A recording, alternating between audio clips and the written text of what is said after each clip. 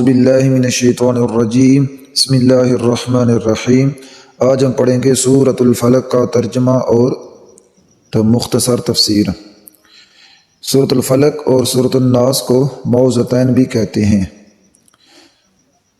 بسم اللہ الرحمن الرحیم، شروع اللہ کے نام سے جو بڑا مہربان نہایت رحم کرنے والا ہے۔ قل اعوذ برب الفلق، کہو پناہ مانگتا ہوں میں صبح کے رب کی، یعنی اللہ تعالیٰ اپنے پیغمبر حضرت محمد مصطفیٰ صلی اللہ علیہ وسلم کو حکم دے رہے ہیں کہ آپ صبح کے رب کی پناہ مانگو۔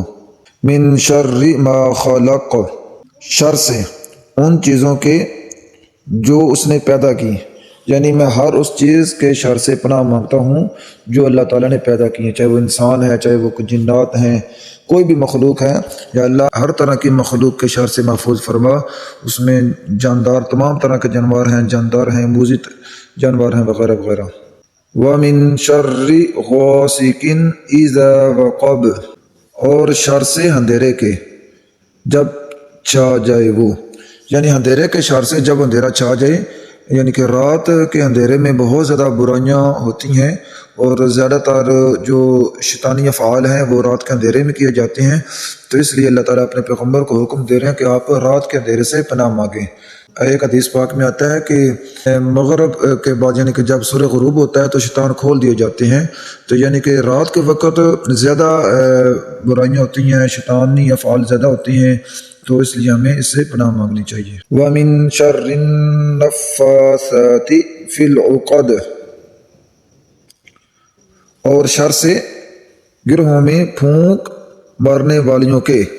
تو نبی صلی اللہ علیہ وسلم پر جو جادو کے اثرات ہوئے تھے، تو ایک حدیث کا مفہوم ہے کہ ایک عورت نے نبی علیہ الصلوۃ والسلام کے بال کسی طریقے سے منگوا کر ان بالوں پر جادو کیا تھا، اور ان بالوں پر گرہیں لگی ہوئی تھیں، تو اللہ تعالیٰ نے فرشتے کے ذریعے اپنے پیغمبر صلی اللہ علیہ وسلم کو بتا دیا کہ فلاں پتھر کے نیچے آپ کے بال پڑے ہوئے ہیں، اور اس پر فلاں بندے نے آپ پر جادو کیا ہے۔ تو نبی صلی اللہ علیہ وسلم نے صحابہ کو بھیجا، اس پتھر کے نیچے سے وہ صحابہ بال اٹھا کر لائے، اور نبی علیہ الصلوۃ والسلام سورۃ الفلق اور سورۃ الناس کی ایک ایک آیت پڑھتے جاتے تھے، اور ان بالوں سے وہ گرہیں کھلتی جاتی تھیں۔ تو جب اللہ کے نبی نے ان دونوں صورتوں کو مکمل کیا تو اللہ کے نبی سے جادو کے اثرات ختم ہو گئے۔ تو یہ دونوں صورتیں جادو کے توڑ کے لیے بہت ہی زیادہ اہم ہیں اور مفید ہیں، اور یہ وظیفہ بھی ہیں۔ وَمِن شَرِّ حَاسِدٍ إِذَا حَسَدَ، اور شر سے حاسد کے جب حسد کرے وہ، یعنی حسد کرنے والے کے شر سے جب وہ حسد کرنے پر آ جائے۔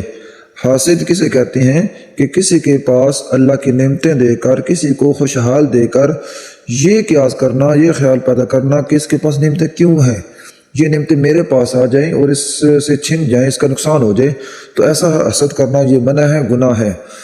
اللہ تعالیٰ سے دعا ہے کہ اللہ تعالیٰ ہم سب کو حاسدین کے حسد سے محفوظ رکھے، شیطان کے شر سے محفوظ رکھے، اور ہم سب کی حفاظت فرمائے۔